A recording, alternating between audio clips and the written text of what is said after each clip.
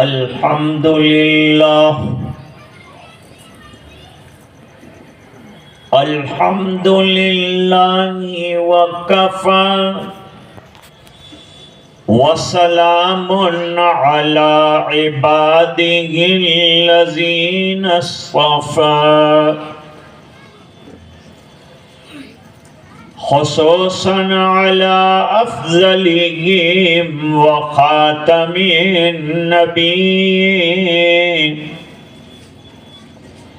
محمد الأمين وعلى آله وصحبه أجمعين.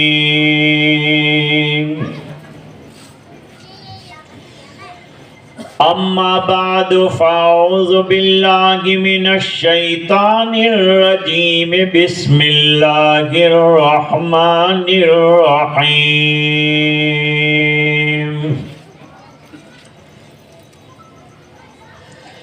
قل بفضل الله وبرحمته فلذلك فليفرحوا هو خير مما يجمعون.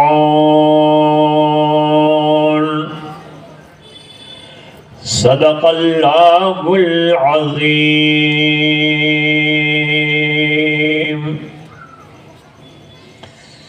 وقال النبي صلى الله عليه وسلم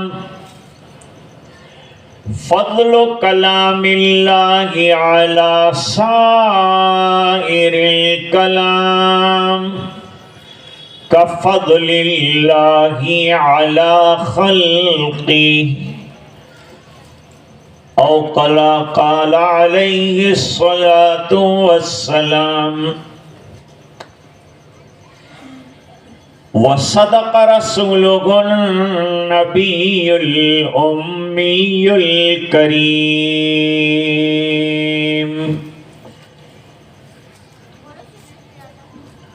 اللهم صل على سيدنا محمد وعلى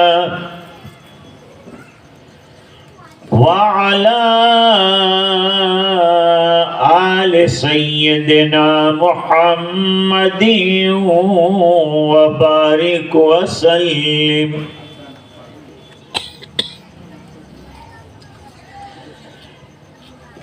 حضرات علماء، اساتذہ، طلبہ، حاضرین مجلس اور دینی ماں بہنیں،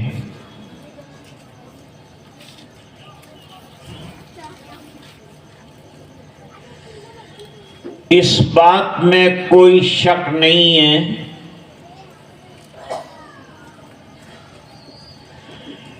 کہ قرآن کریم لاجواب کتاب ہے.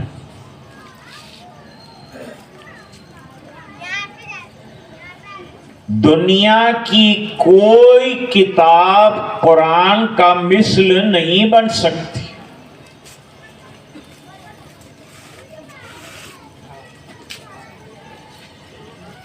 قرآن کریم تو پوری دنیا کو چیلنج کرتا ہے کہ کم سے کم ایک آیت ایسی بنا کے لاؤ. فَلْيَأْتُوا بِحَدِيثٍ مِثْلِهِ. اگر تم سچے ہو تو قرآن جیسی ایک آیت لاؤ.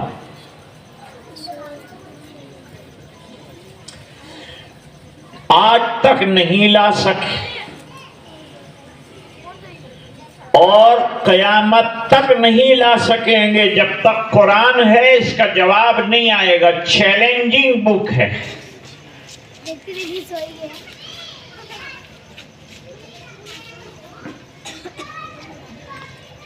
قرآن کریم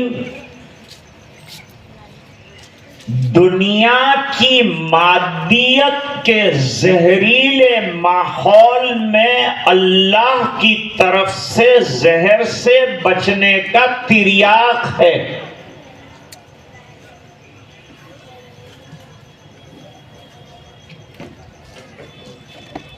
اللہ تعالیٰ نے دنیا میں جو بھی بیماری اتاری اس کا علاج اتارا ہے. تو یہ مادیت کا جو زہر ہے اس کو کاٹنے کے لیے اللہ نے قرآن اتارا ہے.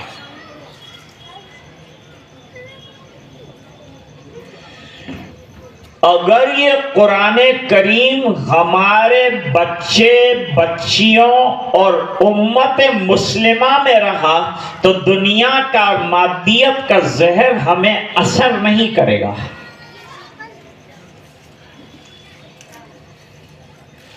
زہر سے مراد فتنے ہیں.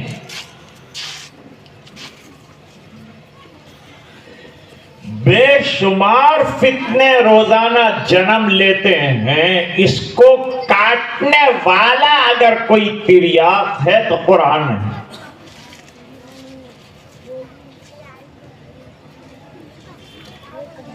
نبی کریم صلی اللہ علیہ وسلم نے بہت واضح حدیث شریف بیان فرمائی ہے جو سننے کے قابل بہت عام ہے. نبی کریم صلی اللہ علیہ وسلم نے فرمایا ترکت فیکم امرین، میں تمہارے درمیان دو امر چھوڑ کر جا رہا ہوں، دو چیزیں چھوڑ کر جا رہا ہوں. ماں بہنیں بھی سنیں غور سے.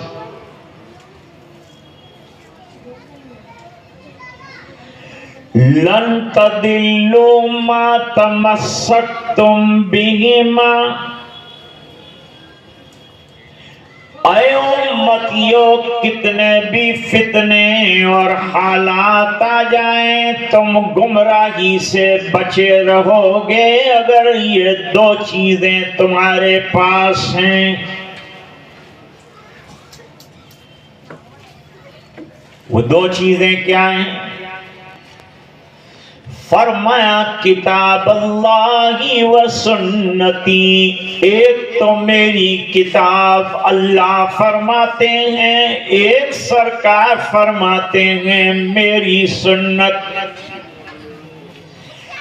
اندھیرے کتنے بھی ہو جائیں دو چراغ اگر ہمارے پاس ہیں گمراہی سے بچ جائیں گے. یہ دو راستے اختیار کرو، نہ قرآن چھوڑو نہ احادیث نبویہ کو چھوڑو.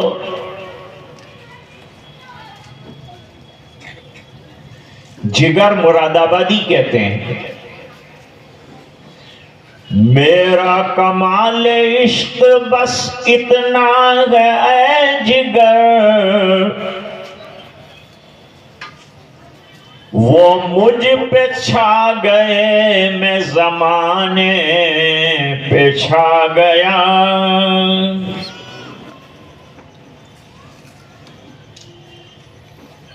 سرکار سے عشق اتنا ہونا چاہیے کہ ہماری زندگی میں آقا کی سنتیں چھائی ہوئی ہونی چاہیے تو ہم دنیا پہ چھا جائیں گے.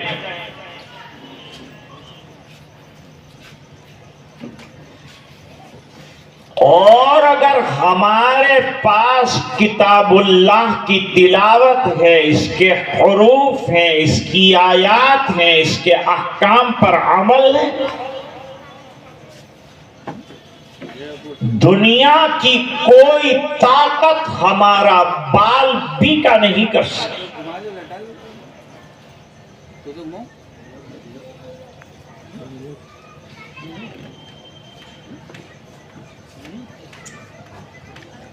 اتنی بڑی دولت ہے قرآن کریم کہ اس دولت کے مقابلے میں دنیا کی دولتیں ہیچ ہیں.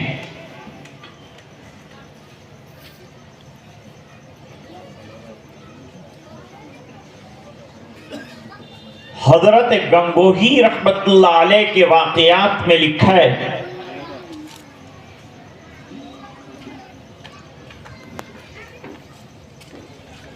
کہ وہ حدیث شریف کا سبق پڑھا رہے تھے، طلبہ دالان کے اندر سبق پڑھ رہے ہیں۔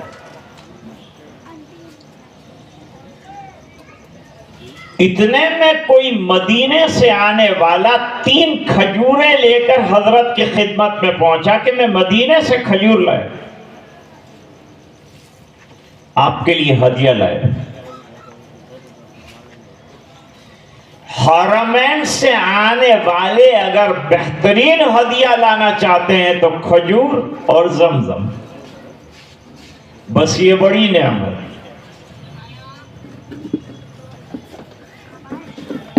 3 کھجوریں لایا، حضرت نے دامن پھیلایا، حدیث کا سبق بند کر دیا، فرمایا میرے محبوب کے شہر کی کھجوریں آئیں۔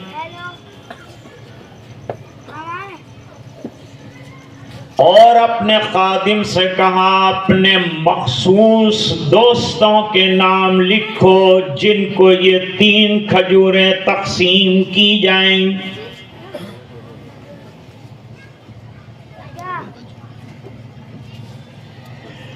خادم نے نام لکھے تو مخصوص لوگوں کے نام لمیٹڈ 30 نکلے۔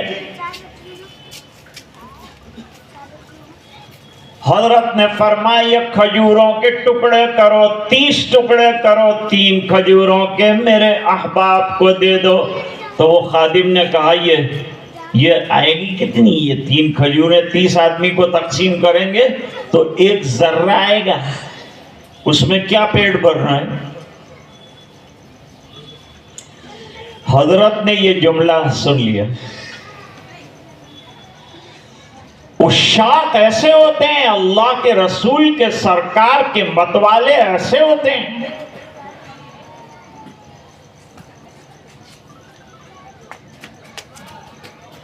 کہا تو نے میرے محبوب کے شہر کے کھجور کی حیثیت کو گھٹایا۔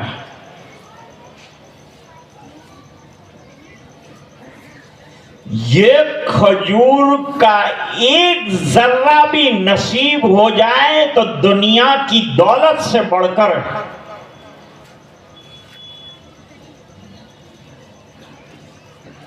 اور میرے خادم سن،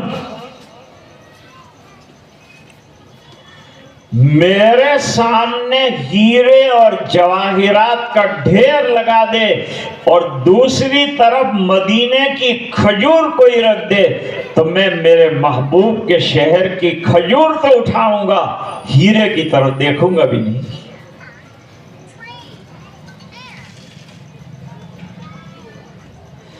مل جائے صابر مجھ کو کانٹے جو مدینے کے، مل جائے صابر مجھ کو کانٹے جو مدینے کے، 100 بار انہیں رکھوں آنکھوں میں قرینے سے۔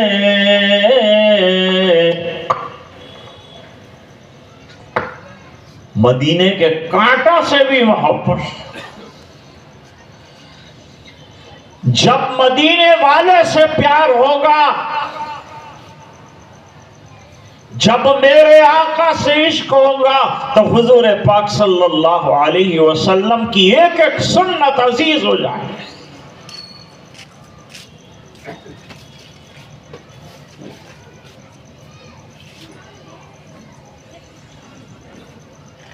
شیخ الاسلام حضرت مولانا حسین احمد مدنی قدس سرہ العزیز کے پاس کوئی بیمار آتا تھا، حضرت بخار بہت ہو رہی ہے، کا منہ کھول۔ منہ میں ایک چپٹی بھر کر، ایک چٹکی بھر کر کچھ ڈالتے تھے اور کہتے پانی پی لیں۔ بخار اچھا، شفایاب ہو گئے، مشہور ہو گیا حضرت کا نسخہ۔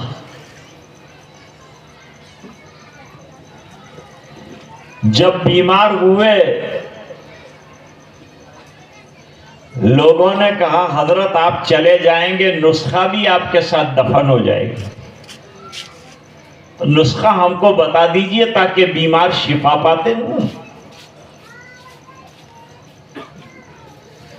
حضرت نے فرمایا کوئی نئی چیز نہیں ہے، تم مدینے کی کھجور کھا کر جو گٹلیاں ڈالتے ہو میں انہیں دھو کر سکھاتا ہوں اور بعد میں پیستا ہوں، اور نسبت محمد صلی اللہ علیہ وسلم کی برکت سے وہ پاؤڈر کھلاتا ہوں، لوگ شفا یاب ہو۔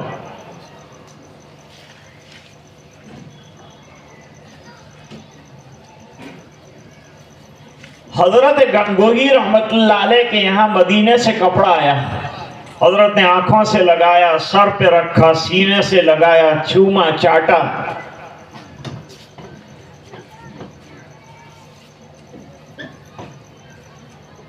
تو شاگرد تو کبھی سر پھرے بھی ہوتے۔ ایک شاگرد نے کہا حضرت مدینے میں کوئی کپڑا نہیں ہے، تو سب جاپان اور چائنا سے آتا ہے، کیا آپ چوم رہے ہیں اس کو؟ کہا بے وقوف، اتنا تو میں بھی سمجھتا ہوں کہ مدینے میں کپڑے کی فیکٹری نہیں، کپڑا نہیں بنتا مدینے میں، لیکن میں کیوں چوم رہا ہوں؟ اس لیے چوم رہا ہوں کہ میرے محبوب کے شہر کی ہوا کھا کے آیا ہے، اس لیے اس کو چوم رہا ہوں۔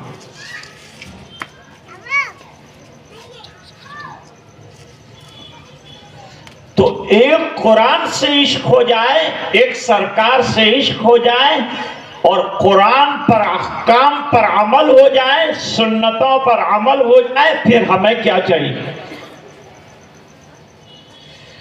اللہ فرماتے ہیں وَمَن يُطِعِ اللَّهَ وَرَسُولَهُ فَقَدْ فَازَ فَوْزًا عَظِيمًا۔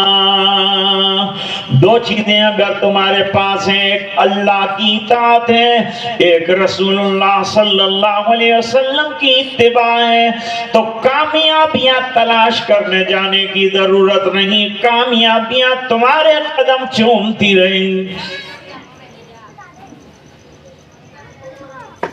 نقش قدم نبی کے ہیں جنت کے راستے، اللہ سے ملاتے ہیں سنت کے راستے۔ اور اقبال کیا کہتے ہیں؟ کی محمد سے وفا تو نے تو ہم تیرے ہیں، اور یہ جہاں چیز ہے کیا لوح و قلم تیرے ہیں۔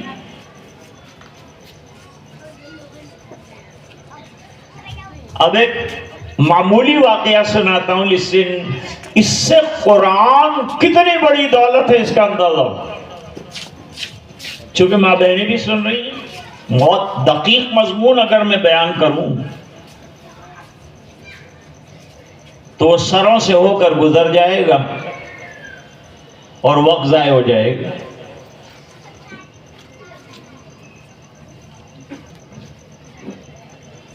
باپ کی ایک لڑکی تھی، ماں کا انتقال ہو گیا، لڑکی جوان ہو گئی۔ لڑکیاں ماں باپ کو پیاری ہوتی ہیں،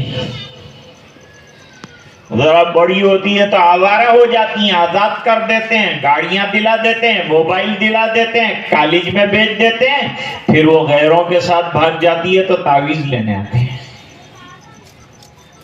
مولانا وہ بھاگ گئی، میں نے کہا اور موبائل۔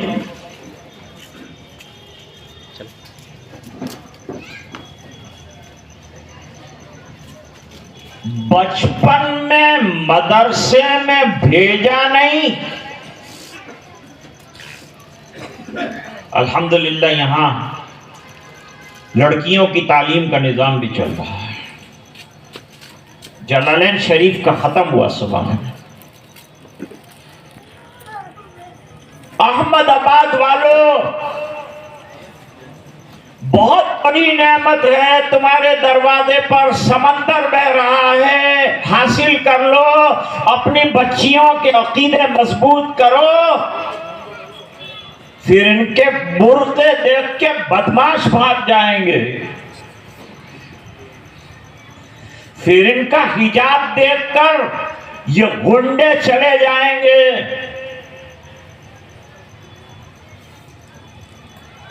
یہ کچے ایمان کی علامت ہے کہ لالچ ہو گئی غیروں کو تمہاری بیٹیوں میں۔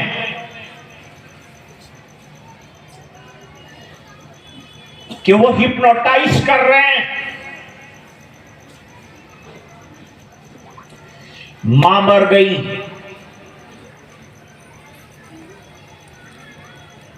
باپ نے پالن پوشن کیا، باپ کی ذمہ داری بھی ہے، ماں کی ذمہ داری بھی ہے، ماں کی ذمہ داری زیادہ ہے، ماں کی گود مدرسہ ہے پہلا، ماں کی کوکھ میں، ماں کی گود میں بچہ پنپتا ہے، تو وہ جیسی تعلیم دے گی ایسا ہی بچہ پیدا ہوگا، ایسا ہی بچہ بنے گا، ایسی ہی لڑکی بنے گی۔ اگر ماں نے قرآن پڑھا ہے تو بچی قرآن پڑھے گی، اور ماں نے نماز پڑھی ہے تو بچی نماز پڑھے گی۔ اگر ماں کی گود میں دین ملا تو بچی دیندار ہوگی۔ اور میں کہا کرتا ہوں، مرد نے پڑھا تو ایک فرد نے پڑھا، اور لڑکی نے پڑھا تو خاندان نے پڑھا۔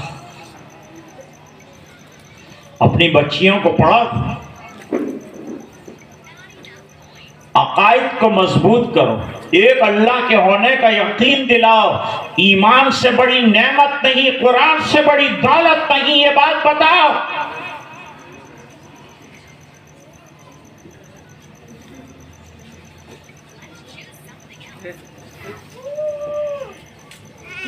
لڑکی ابھی چھوٹی تھی، باپ لاڑ لڑاتا تھا، ماں نہیں آنا بیچاری کی، بیٹی تو جوان ہو جا، میں تجھے نہایت قیمتی تحفہ دوں گا۔ جب باپ کی حالت اچھی تھی، لیکن حالت کب بگڑ جاتے ہیں اس کا تو پتہ نہیں، صبح کچھ اور ہے، شام کچھ اور ہے، حالات پلٹنے میں دیر نہیں رکھتی، مالداری آنے میں دیر نہیں لگتی، جانے میں دیر نہیں لگتی، کب پلٹ جائے حالات۔ اچھے وقت میں سنبھل جاؤ، برے وقت سے پہلے اپنے آپ کو سنبھال لو۔ بڑھاپے کا عبادت کے لیے انتظار مت کرو، جوانی میں کر لو، کہیں ایسا نہ ہو کہ بڑھاپے میں کرسی پر بھی نماز پڑھنے کی توفیق نصیب نہیں۔ جوانی میں کر عبادت،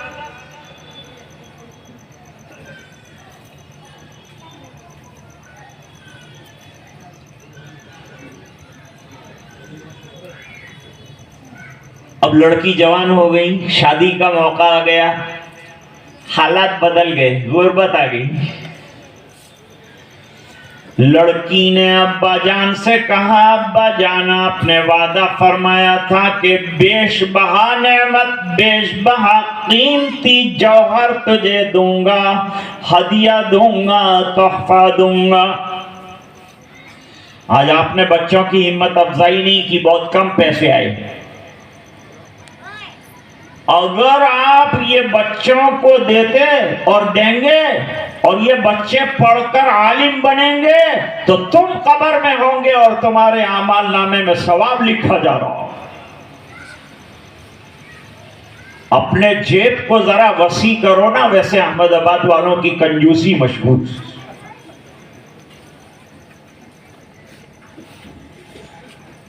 دل کو وسیع کرو ذرا۔ تو عرض کر رہا تھا کہ لڑکی نے کہا، لاؤ ابا ہدیہ قیمتی۔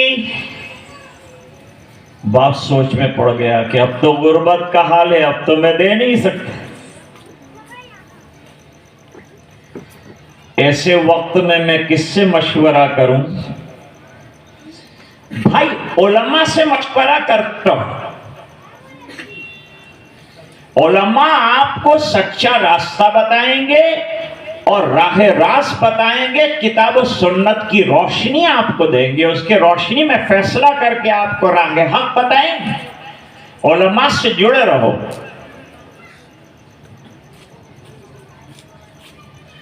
ابھی وہ بچے نے بہت اچھی تقریر کی، اللہ سے جڑنا ہے تو اللہ والوں سے جڑنا ہے، تو اللہ سے جڑ جائے گا۔ شیخ سعدی کا شعر پیش کیا، بود مورے غو سے داش کے در کا برسد، دست بر پائے کبوتر زد و ناگاہ رسید۔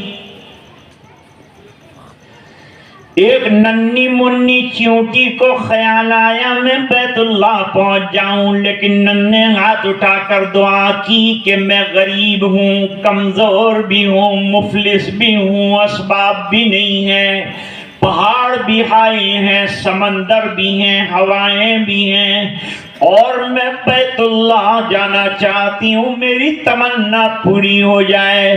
اللہ نے کبوتر کو آرڈر دیا، نکل جا بیت اللہ سے، فلان وادی میں جا کر بیٹھ جا۔ جب وہاں جا کر بیٹھ گیا کبوتر تو اللہ نے چونٹی کو حکم دیا کہ ذرا کعبہ کے کبوتر کے پیر سے چمٹ جا، یہ جہاں سے آیا ہے تجھے وہاں پہنچا دے گا۔ تو اللہ نے پہنچا دیا۔ پیسوں سے آدمی حج نہیں کرتا، عزم چاہیے، محبت چاہیے، عشق چاہیے، مانگو تو لبیک کہہ دی ہوگی تو بیڑا پار ہو جائے گا۔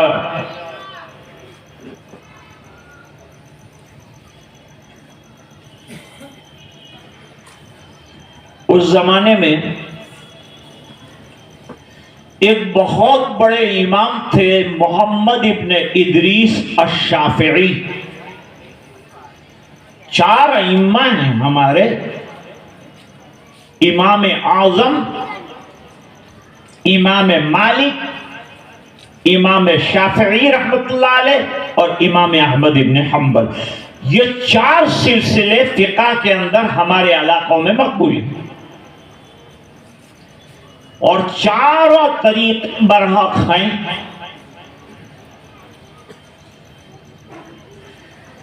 یہ شخص امام شافعی رحمت اللہ علیہ کے پاس گیا کہ ایک بہت بڑا پرابلم آ گیا ہے،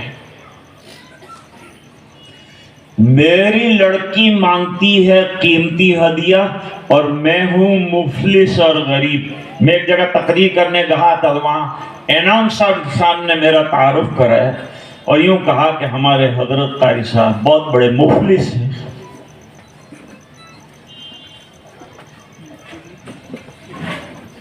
میرے کو کہنا پڑا کہ اتنا بڑا بھی مفلس نہیں ہوں جتنا کہ انہوں نے بیان کیا۔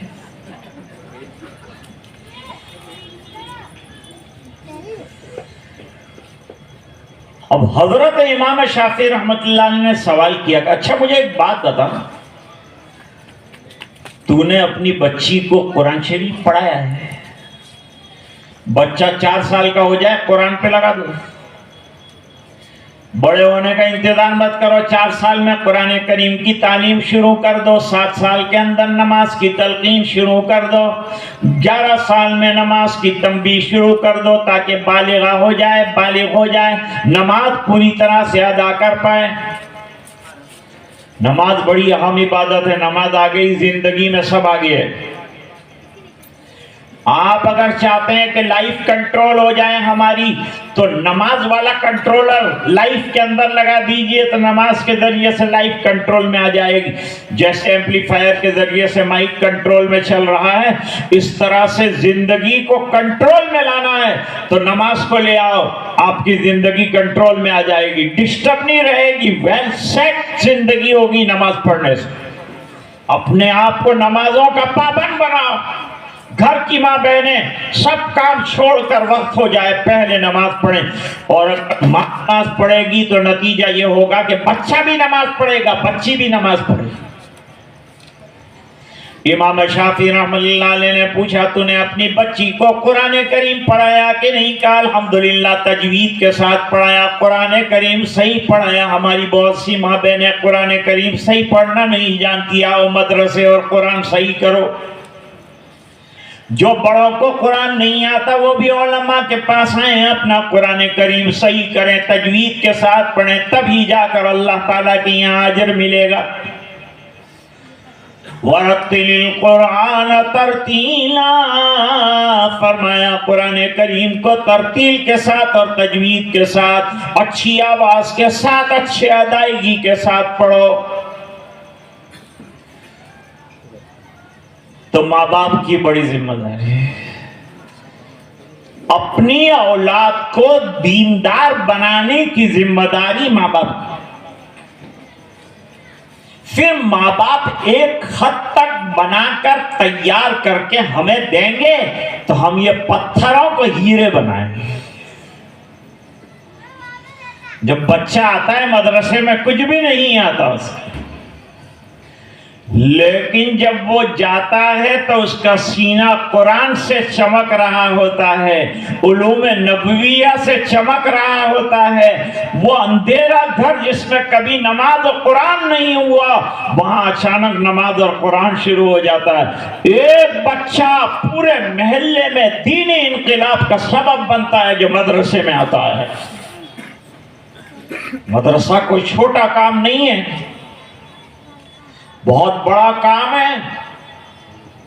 اور یاد رکھو کہ مدرسے میں اخلاق سکھائے جاتے ہیں۔ اگر مدرسے نہیں رہے تو دیش میں آتنکوادی پیدا ہوں گے، اور آتنکواد ختم کرنا چاہتے ہیں تو ہر محلے میں مدرسہ قائم کرو۔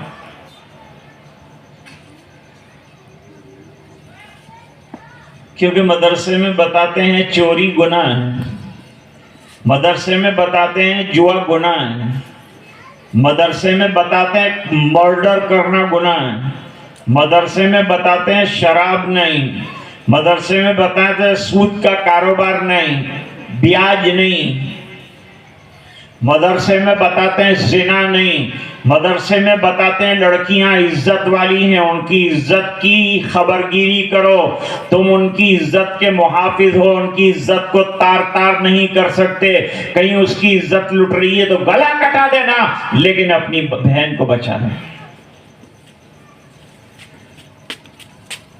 کہا میں نے اس کو قرآن تو بہترین طریقے فرمایا جاؤ بازار سے قرآن شریف لے لو، اس کے اوپر اچھا غلاف لگاؤ، اور شادی کے دن جب بیٹی گفٹ مانگے اسے قرآن شریف دے دینا، اور یوں کہنا کہ بیٹی میں نے دنیا میں تلاش کیا کوئی بڑا ہدیہ اور بڑی گفٹ، لیکن ایسی گفٹ جو دنیا میں بھی کام آئے اور تجھے اٹھا کے جنت میں لے جائے، مجھے قرآن کے علاوہ کچھ نظر نہیں آیا۔ تو قرآن اتنی بڑی دولت، جس کے سینے میں قرآن شریف آ جائے اس کا ویلیو کتنا ہو گیا۔ دیکھو ایک مثال دیتا ہوں، ایگزامپل سیٹ کرتا ہوں آپ کے لیے، کہ ہمارے بڑوں نے دیکھا ہے پہلے گاؤں کے اندر بڑے بڑے اوٹے ہوتے تھے، باہر اوٹے، اس کے اوپر ایک بڑی لکڑے کی الماری ہوتی تھی، وہ لکڑے کی الماری میں تالا بھی نہیں لگاتے، وہ لکڑے کی الماری کے اندر بوسیدہ گدے، رضائیاں، سڑیلے تکیے وہ سب رکھتے تھے۔ کبھی کوئی اچانک مہمان آ پڑا تو اس کو پہنا دیتے تھے، دے دیتے بھائی اس پر سو جا، اس کو تالا لگانے کی ضرورت نہیں۔ لیکن آپ بازار سے 2 لاکھ روپے کا زیور لائے، وہ زیور ایک 500 روپے کے باکس کے اندر رکھتے ہیں، تو کیا یہ باکس کو اوٹے کے اوپر رکھتے ہیں؟ یہ باکس کو حفاظت دیتے ہیں کہ نہیں دیتے؟ باکس کی قیمت کیا ہے؟ 500 روپے، اندر کی جویلری کی قیمت کیا ہے؟ 2 لاکھ روپے۔ تو 500 روپے کے باکس کو 2 لاکھ روپے کی سیکیورٹی مل رہی ہے اندر کے زیور کی وجہ سے، میرا اور آپ کا کوئی ویلیو نہیں 6 فٹ کے انسان کا، لیکن یہ دل کے ڈبے میں قرآن والا ہیرا جو چمکا تو پھر اس کا ویلیو بہت زیادہ اونچا ہو گیا، اور اللہ نے فرمایا تو ادھر ادھر رکھنے کی چیز نہیں، تجھے تو اب میں جنت میں ہی رکھوں۔ اور قرآن کی برکت سے نہ صرف تجھے نوازوں گا بلکہ تیرے والدین کو بھی نوازوں گا، رشتہ داروں کو بھی نوازوں گا، اور جو تجھ سے پیار کرے گا میں اس کو بھی نوازوں گا۔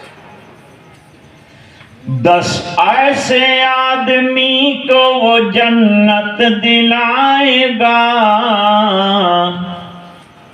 دوزخ میں جس کے جانے کا اعلان ہو گیا۔ اللہ تعالیٰ اس کو بھی، یہ حافظ کہے گا کہ یہ بیچارے میں جب حفظ کیا تو بہت خوش ہوئے تھے، مجھے سینے سے لگایا تھا، مجھے چوما تھا، مجھے ہدیے دیے تھے، اور ہر جگہ تذکرہ کرتے تھے میرا بھانجا حافظ ہو گیا، میرا بھتیجا حافظ ہو گیا۔ سینہ پھول رہا تھا، رخسار پہ خوشیاں آ رہی تھی، ارے کوئی قرآن کا حافظ بنے تو خوشی کا اظہار کرو۔ قرآن کریم کہتا ہے قُلْ بِفَضْلِ اللَّهِ وَبِرَحْمَتِهِ فَبِذَلِكَ فَلْيَفْرَحُوا، اللہ کے اس فضل پر، اللہ کی اس رحمت پر جتنا ہو سکے خوشیاں مناؤ۔ پیسے پر خوشیاں منانے کو نہیں کہا، ڈگری پر خوشیاں منانے کو نہیں کہا، مال پر خوشیاں منانے کو نہیں کہا، بڑے محل پر خوشیاں منانے کو نہیں کہا، کرسی پر خوشیاں منانے کو نہیں کہا، بڑی تعمیر پر خوشیاں منانے کو نہیں کہا، اقتدار پر خوشیاں منانے کو نہیں کہا، نیتا بننے پر خوشیاں منانے کو نہیں کہا، اور یوں فرمایا کہ خوشیاں مناؤ تو قرآن پر مناؤ۔ آج کی بات میں اسی پر ختم کرتا ہوں، اور یہ جتنے طلبہ عزیز نے اپنا قرآن کریم تکمیل کر کے حفظ کر لیا، ان کو نصیحت کرتا ہوں کہ اگر 1 سال نہیں سنایا تو آدھا حافظ، اور دوسرے سال نہیں سنایا تو خدا حافظ۔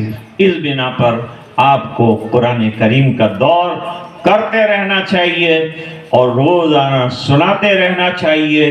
رمضان میں بھی قرآن کریم کی خدمت جاری رکھنی چاہیے، اور ابھی یہ عطر کی 5 شیشی ہے قرآن کی شکل میں، اب اس سے آگے علم بے نہایت ہے، اور امنڈتا ہوا سمندر آپ کا منتظر ہے۔